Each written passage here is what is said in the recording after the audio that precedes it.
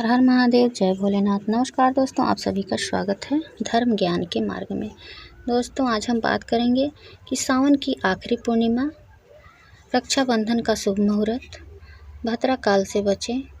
सभी जानकारी मैं आप लोगों को इस वीडियो में देने वाली हूँ। रक्षाबंधन की संपूर्ण जानकारी, सही डेट और शुभ मुहूर्त, और फिर लास्ट में मैं आप लोगों को बताऊंगी कि पूर्णिमा के दिन, आखिरी पूर्णिमा पर कौन से उपाय हमें करना चाहिए जिससे कि हमारा घर धन्य धान्य से भरा रहे और हमारा परिवार हमेशा खुशहाल रहे।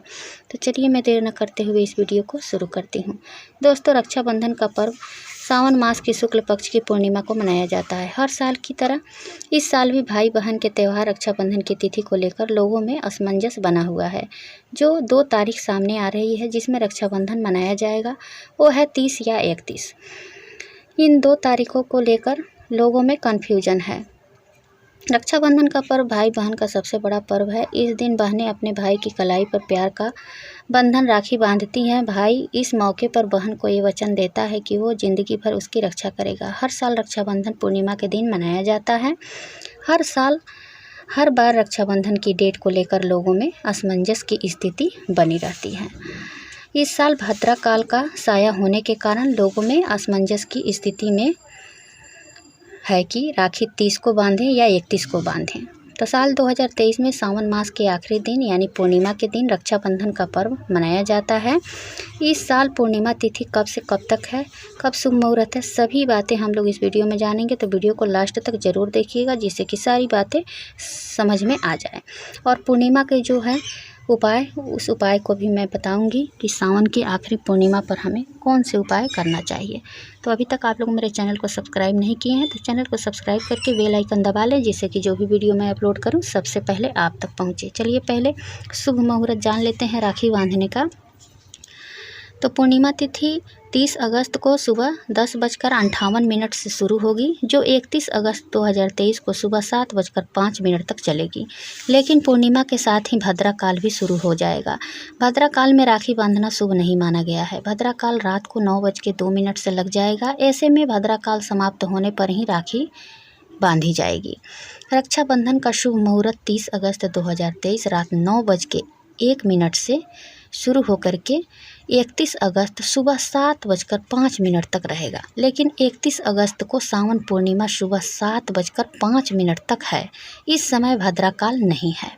इस वजह से 31 अगस्त को बहनें अपने भाई को राखी बांधेंगी। तो इस साल 2023 में 30 और 31 अगस्त दोनों दिन रक्षाबंधन का त्यौहार मनाया जाएगा। लेकिन भद्रा काल का ध्यान में रखकर राखी आप बांध सकते हैं। ये तो हो गया। अब चलिए हम जानते हैं कि पूर्णिमा का जो विशेष उपाय है वो हमें इस दिन कैसे करना चाहिए और बहनें अपने भाई को राखी बांधते समय क्या सावधानी करना चाहिए और पहले किसको राखी बांधना चाहिए। दोस्तों, यह तो हम सभी जानते हैं कि राखी के इस पावन पर्व पर बहनें भाई को राखी बांधती हैं, पर यह रक्षा सूत्र बहनों को भाई से पहले इन देवताओं को बांधना चाहिए, क्योंकि ऐसा करने से न सिर्फ हमारे भाई की रक्षा होती है बल्कि परिवार की भी रक्षा स्वयं भगवान करते हैं और भाई और बहन दोनों को शुभ फल मिलता है।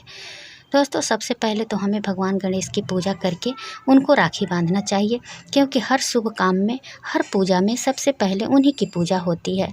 वे प्रथम पूज्य हैं। तो उनको राखी बांधने से बहनों को मनचाहा फल मिलता है और साथ ही उनके भाई के कष्ट भी दूर होते हैं। भगवान गणपति की बहनें हों अशोक सुंदरी, मनसा देवी और ज्योति। गणेश जी के बाद दूसरी राखी भोलेनाथ को बांधनी चाहिए, क्योंकि रक्षाबंधन का ये पर्व सावन के महीने में यानी सावन पूर्णिमा को मनाते हैं और सावन का महीना शिव जी को समर्पित है। प्रचलित मान्यता के अनुसार कहते हैं कि भगवान शिव की बहन आसवरी देवी थी। तीसरी राखी हनुमान जी को बांधनी चाहिए, क्योंकि बजरंगबली शिव जी के रुद्र अवतार हैं। कहते हैं कि जब देवता सो जाते हैं तो भगवान शिव भी ध्यान में लीन हो जाते हैं।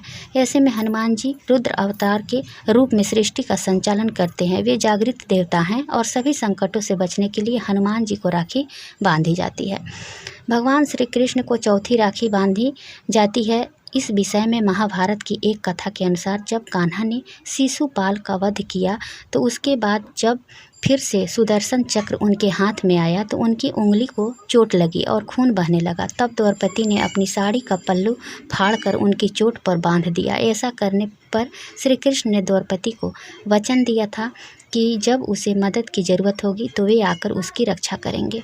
वहीं यह भी कहते हैं कि जब युधिष्ठिर ने भगवान श्री कृष्ण से पूछा कि मैं सभी संकटों से कैसे पार पा सकता हूँ, तब श्री कृष्ण ने उनकी सेना की रक्षा के लिए राखी का त्यौहार मनाने की सलाह दी। सावन माह में श्री कृष्ण की पूजा का भी खास महत्व है, क्योंकि भादों में उनका जन्म हुआ था। तो एक माह पूर्व से ही ब्रजमंडल में उनके जन्मोत्सव की धूमधाम रहती है। 5वीं राखी नाग देवता को बांधी जाती है। मनसा देवी के भाई वासुकी नाग सहित सभी नागों की नागपंचमी के दिन पूजा होती है और महिलाएं उन्हें भाई मानकर अपने परिवार की रक्षा का जिम्मा सौंपती है। इसलिए राखी भी उन्हें चढ़ाने की परंपरा बन गई है। नागदेव सभी तरह के सर्प योग और भय से मुक्त करते हैं ऐसा करने से। इसके अलावा आप अपने कुल देवता और इष्ट देव को भी राखी चढ़ा सकते हैं। इन सब देवताओं को राखी बांधकर या चढ़ाकर ही अपने भाई को राखी बांधना चाहिए। ऐसा करने से आपके साथ ही आपके भाई को शुभ फलों की प्राप्ति होती है, भाई की लंबी उम्र होती है और हमारा परिवार हमेशा खुशहाल रहता है। दोस्तों, भूल कर भी आप लोग सबसे फर्स्ट में भाई की राखी ना बांधें, पहले भगवान को समर्पित करें। उस राखी को भगवान को समर्पित करने के बाद आप उसी राखी को अपने भाई को बांध सकती हैं। वो प्रसाद रूपी हो जाता है। तो क्या होता है कि वो प्रसाद बन जाता है। तो ऐसा हमें हर साल रक्षाबंधन पर करना चाहिए। अब चलिए हम जानते हैं कि पूर्णिमा के दिन हमें, यह सावन की आखिरी पूर्णिमा है दोस्तों, इस दिन हमें कौन सा उपाय करना चाहिए जिससे कि हमारा परिवार पूरे साल खुशहाल रहे।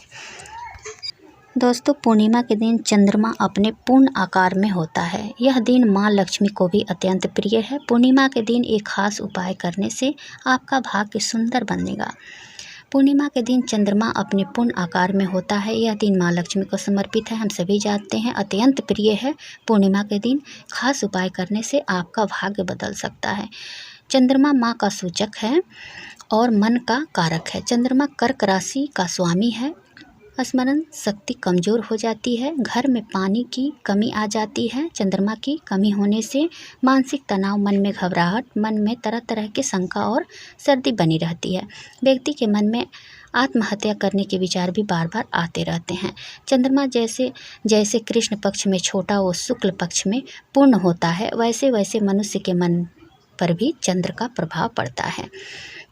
शास्त्रों में कहा गया है कि हर पूर्णिमा के दिन पीपल के वृक्ष पर माँ लक्ष्मी का आगमन होता है। आप सुबह उठकर पीपल के पेड़ के सामने कुछ मीठा चढ़ाकर जल अर्पित जरूर करें। सफल दाम्पत्य जीवन के लिए प्रत्येक पूर्णिमा को पति पत्नी में कोई भी चंद्रमा को दूध का अर्घ अवश्य ही दें। दोनों एक साथ भी दे सकते हैं। इससे दाम्पत्य जीवन में मधुरता बनी रहती है और पति पत्नी में हमेशा प्रेम बना रहता है, कभी खटपट नहीं होती है। दोस्तों, जब चंद्र से कोई भी शुभ ग्रह जैसे शुक्र, बृहस्पति और बुध 10वें भाव में हो तो व्यक्ति दीर्घायु, धनवान और परिवार सहित हर प्रकार से सुखी होता है। चंद्र से कोई भी ग्रह जब दूसरे या 12वें भाव में न हो तो वह अशुभ होता है। तो इस प्रकार से हमें पूर्णिमा के बहुत सारे दोस्तों उपाय हैं। दोस्तों, ऐसा कहा जाता है कि पूर्णिमा के चंद्रमा को अर्घ देने के बाद चंद्रमा की रोशनी में माता के चरण स्पर्श करें और उनसे आशीर्वाद प्राप्त करें। ऐसा करने से सुख समृद्धि बनी रहती है और कैरियर में तरक्की के योग बनते हैं। साथ ही माता के हाथ से चावल लेकर अपने धन के स्थान पर जैसे अलमारी या तिजोरी या पर्स में रखने से बरकत आती है। ऐसा हमें करना चाहिए। पूर्णिमा के दिन हमें 3 झाड़ू का दान अवश्य करना चाहिए। गुप्त दान होता है दोस्तों, यह तो कमाल का उपाय है। आप अगर पूर्णिमा के एक दिन पहले 3 झाड़ू खरीद कर लाएं और सुबह सवेरे उठ करके स्नान करके मंदिर में ले जाकर आपको चुपके से रख के आना है कि कोई टोक टाक ना करे और आप जा कर के रख के आ जाएं। ऐसा आप अगर 3-4 पूर्णिमा अगर कर लेते हैं और जो भी समस्या आपके पास है वो समस्या बहुत जल्द समाप्त हो जाती है। दोस्तों, पूर्णिमा के दिन अगर आप 5 या 9 या 11 कन्याओं को अगर आप भोजन कराते हैं तो ये भी बहुत शुभ होता है।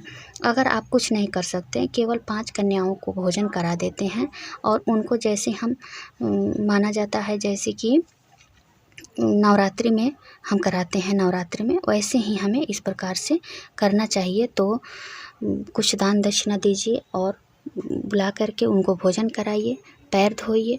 ऐसा करने से हमारा जो भी कष्ट है वो बहुत जल्द कट जाता है। तो आप कन्याओं को भोजन इस दिन जरूर कराएं, यथाशक्ति उनको दान अवश्य, जो ही शक्ति है आपके पास तो आप इस दिन दान जरूर दें। दोस्तों, ऐसा माना जाता है कि पूर्णिमा के दिन गलती से भी देर तक सोते ना रह जाएं।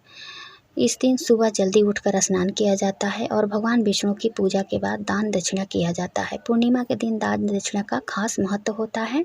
दान उपदान जरूर करें। दान उपदान से दानम दुर्गति नाशनम। दोस्तों, दान से हमारा दुर्गति का नाश होता है। अपना जो है बिल्कुल शुद्ध रखना चाहिए आचरण। इस दिन किसी के लिए अपशब्द का इस्तेमाल नहीं करना चाहिए, इससे चंद्रदेव क्रोधित होते हैं और चंद्रमा का बुरा असर पड़ता है। दोस्तों, ऐसा माना जाता है कि पूर्णिमा की रात में दही का सेवन नहीं करना चाहिए। इस दिन भूल कर भी दही का सेवन आप लोग ना करें। कोई भी काम करने से बचना चाहिए जिससे कि चंद्र दोष हमें ना लगे। चंद्र दोष जब लग जाता है तो दोस्तों अनेकों प्रकार की बीमारियां और कष्ट हमें झेलना पड़ता है। आपको चंद्रमा की पूजा करनी चाहिए। अगर कुछ नहीं कर सकते तो चंद्रमा की पूजा अवश्य करें ताकि उससे जुड़े दोष दूर हो जाएं। चंद्रमा के प्रबल होने से धन सुख और शांति आती है। तो इस दिन आप लोग दोनों पति पत्नी अर्घ दें। अकेले हैं तो अकेले चंद्रमा को अर्घ जरूर देना चाहिए। इस दिन खीर बना करके और हमें चंद्रमा की रोशनी में अवश्य रखना चाहिए। फिर प्रसाद रूपी उसे ग्रहण करना चाहिए। इससे बहुत लाभ मिलता है। अगर कुछ नहीं कर सकते हैं तो इस दिन खीर का भोग जरूर लगाइए और खीर बना करके चंद्रमा की रोशनी में ज़रूर रखिएगा। दोस्तों, उम्मीद करती हूँ कि यह जानकारी आप लोगों को पसंद आएगी। अगर वीडियो पसंद आए तो सब्सक्राइब लाइक शेयर ज़रूर कीजिएगा और कोई भी डाउट अगर रह गया है तो कमेंट में हमसे पूछिएगा, मैं उसका रिप्लाई दे दूँगी। फिर मिलती हूँ एक नए वीडियो के साथ। तब तक के लिए बाय, धन्यवाद।